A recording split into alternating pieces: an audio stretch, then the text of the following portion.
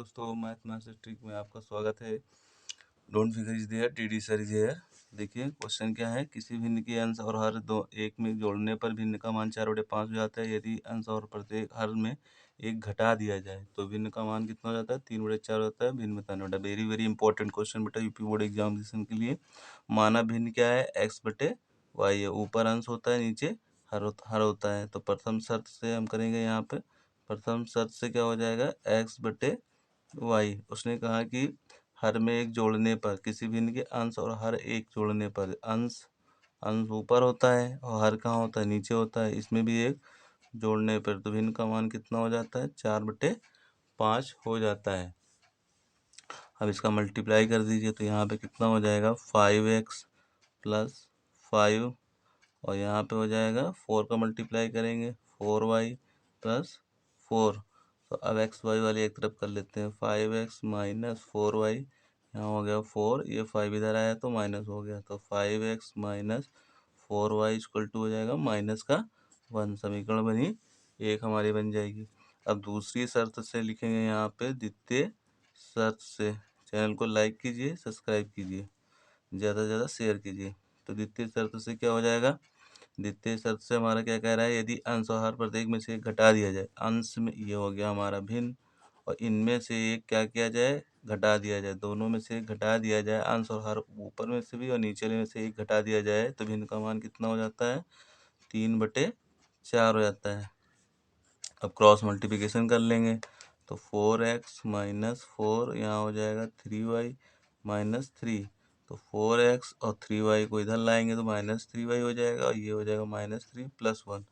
तो यहाँ पे 4x - 3y = हो जाएगा 1। समीकरण बन गई हमारी 2। समीकरण 1, 2 को बेटा क्या करेंगे? हल कर लेंगे। तो समीकरण 1 और 2 को हल करने पर, तो समीकरण 1, 2 को जब हल करेंगे तो क्या होगा? देखिए यहाँ पे करता हूँ। समीकरण 1, 2 को क्या करना है? हल करना है। तो 5x माइनस क्या हो जाएगा? -4y, फिर हो जाएगा -1। यहाँ पे हो जाएगा 4x फिर -3y = 1। समीकरण 1, 2 बन गई। अब इसको बैलेंस करना है तो 3 से ऊपर मल्टीप्लाई कर देंगे और नीचे किससे कर देंगे? 4 से। तो ऊपर 3 से करेंगे तो कितना होगा? 3 × 5 = 15 और 3 × 4 = 12y, और यहाँ आ जाएगा -3। 4 से नीचे करना है तो 16x, 4 × 3 = 12 और 4 आ जाएगा। अब साइन बदल देंगे तो ये माइनस है तो माइनस है तो प्लस, ये माइनस तो प्लस माइनस बेटा क्या होगा? कट जाएगा। 16 में से 15 कटेंगे तो माइनस का क्या आएगा हमारे पास? 1 आएगा ना। तो माइनस का 1x और ये माइनस का कितना हो गया? 7। 4 और 3 -7 ही तो होगा। माइनस माइनस कट गया तो x बराबर क्या आया? 7। ये हमारा x का मान है। अब x का मान हम क्या करेंगे? किसी समीकरण में रख दो। तो x का मान समीकरण 1 में रख देने पर, 1 में रखेंगे तो बेटा क्या होगा? देखिए 1 में रखेंगे तो 5x - 4y बराबर -1 है ना। तो यहाँ पे x की जगह पे 1, यहाँ पे 4y बराबर -1। तो 5 - 4y बराबर -1। बेटा एक एक स्टेप बता रहा हूँ, बोर्ड एग्जामिनेशन में वेरी वेरी इंपॉर्टेंट क्वेश्चन है। इधर आया तो -5 हो गया, तो माइनस का 6 हो गया, और माइनस का 4y हो जाएगा। ठीक है, यहाँ पे हो गया। x की वैल्यू 7 आई थी ना, तो 7 रख देंगे यहाँ पे। तो 7 5 जा कितना हो? तो 35 हो जाएगा। 35 इधर आएगा तो कितना हो जाएगा बेटा? 36 हो जाएगा। 4 से काट जाएंगे, 4 9 जा 36, माइनस से माइनस कट गया। यानी y की वैल्यू बेटा हमको क्या मिली? 9। तो हमारे पास भिन्न क्या हो जाएगा? भिन्न हो जाएगा x/y। माना तो x की वैल्यू 7 आई थी और y की वैल्यू 9 आई थी, तो यहाँ हो जाएगा 7/9। ये हमारा क्या हो जाएगा? भिन्न हो जाएगा। यही मेरा आंसर है। बड़ा सुपर शानदार ट्रिक है ये। और जो है, चैनल को लाइक कीजिए, सब्सक्राइब कीजिए, शेयर कीजिए, कमेंट बॉक्स में कमेंट जरूर करिएगा। हर एक बच्चा लाइक जरूर करे। अब 1 से 100 तक की सभी प्राकृतिक संख्याओं का योग ज्ञात कीजिए। बेटा ये भी इंपॉर्टेंट क्वेश्चन है। तो 1 से 100 तक की, तो पहले हम 1 2 और ये हमारा क्या हो जाएगा? 3 4 डैश 100 तक आ जाएगा। ठीक है ना। तो हमारे पास एक क्या है बेटा? ए होता है प्रथम पद, यानी 1 हो गया।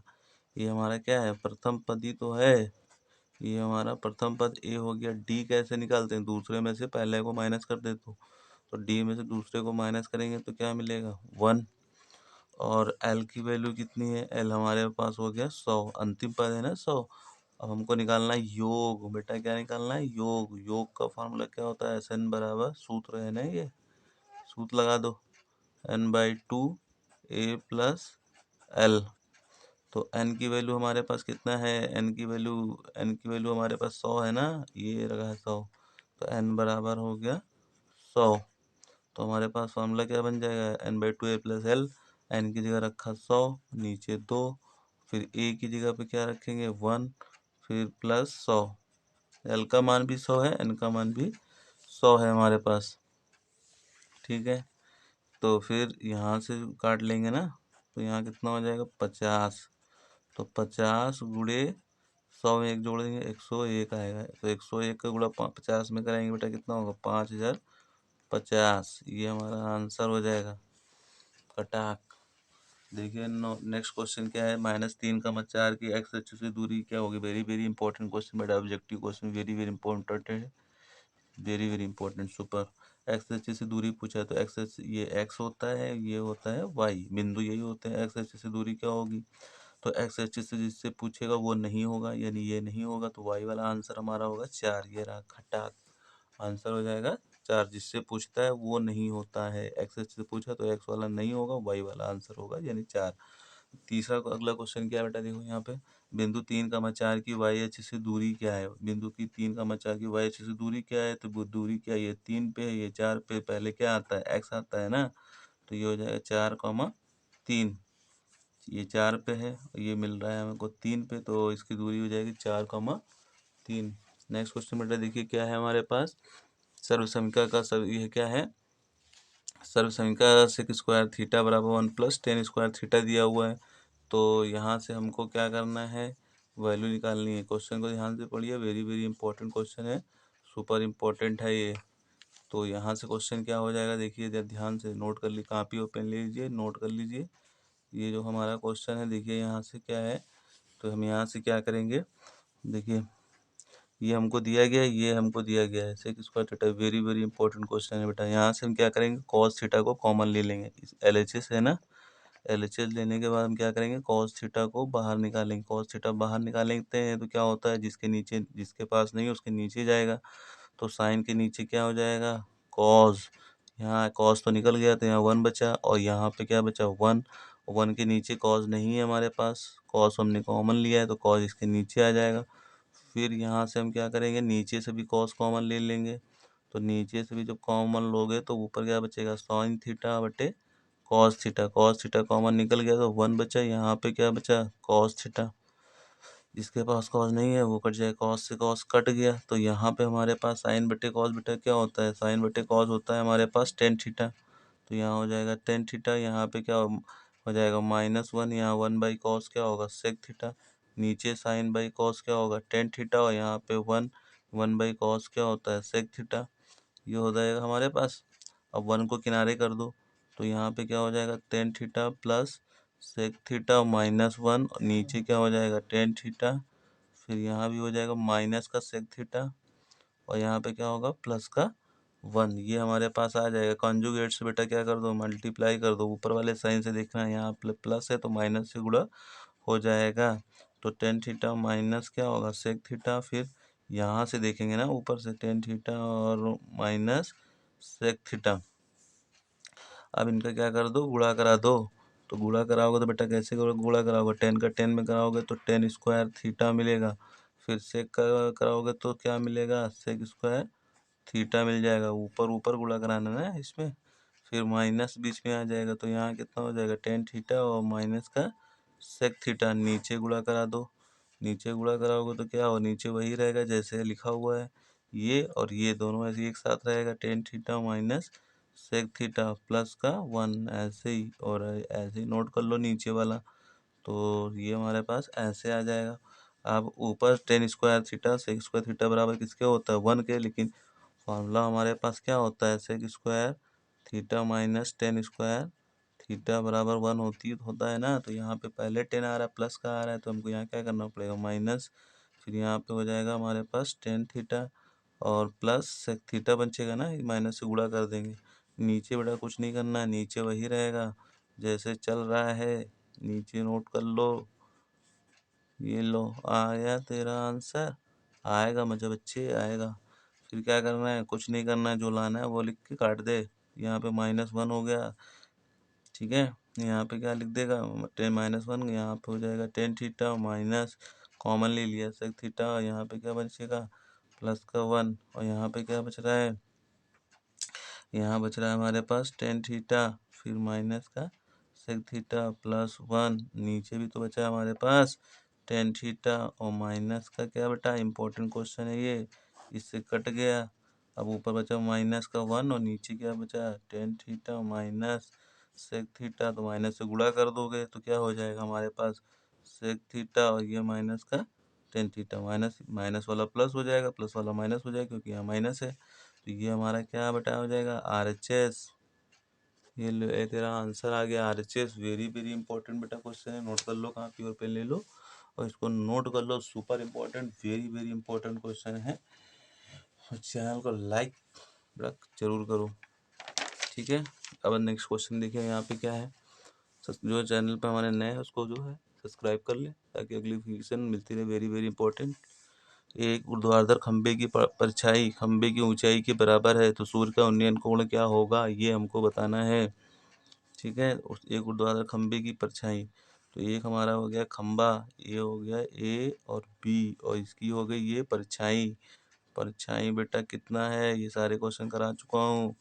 अब नेक्स्ट वीडियो में हम बताएंगे नेक्स्ट टॉपिक का वृत्त के संबंधित क्षेत्रफल, आगे शंकु बेलन आएगा, फिर स्टैटिक्स आएगा, ये सब बताऊंगा। एक ऊर्ध्वाधर खंबे की परछाई ऊंचाई के बराबर, अगर ये ऊंचाई h है, ठीक है, ये हमारा क्या था खंबा था, ठीक है, ये परछाई है तो ऊंचाई ये भी, जो ऊंचाई क्या कह रहा है बराबर है, बराबर हो गया तो यहाँ से उन्नयन कोण क्या मान लिया थीटा। तो फॉर्मूला बताया था बेटा टेन थीटा बराबर होता है लंब बटे आधार, हमने आपको बताया था। तो टेन थीटा बराबर क्या होता है, लंब कितना है, लंब यही तो है, लंब है और ये आधार हो गया, तो लंब हो गया h, आधार हो गया h, का h कट गया 1 आया, तो टेन थीटा बराबर क्या होगा 1।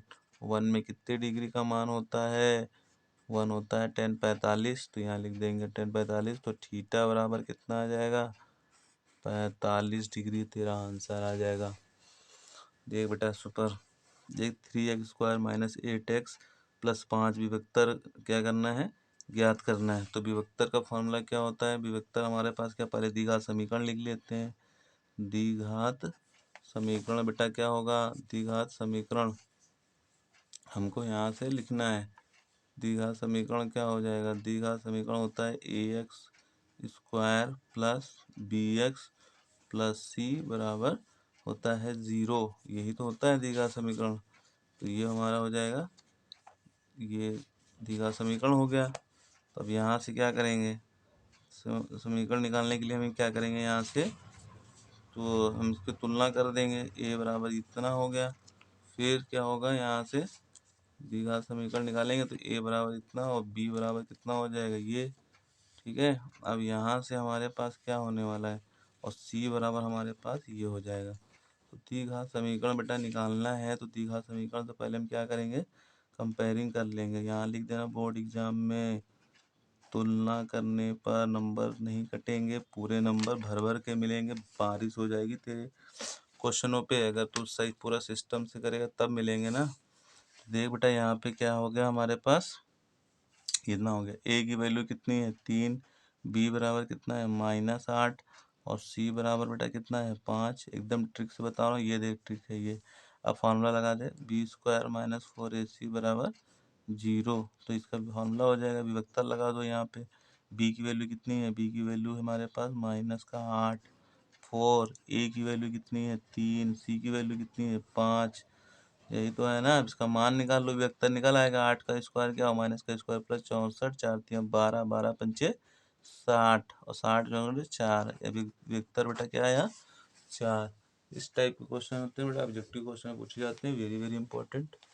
नेक्स्ट क्वेश्चन देख, फटाफट बताऊंगा। समांतर श्रेणी 6 13 20 16 मध्य पद क्या होगा?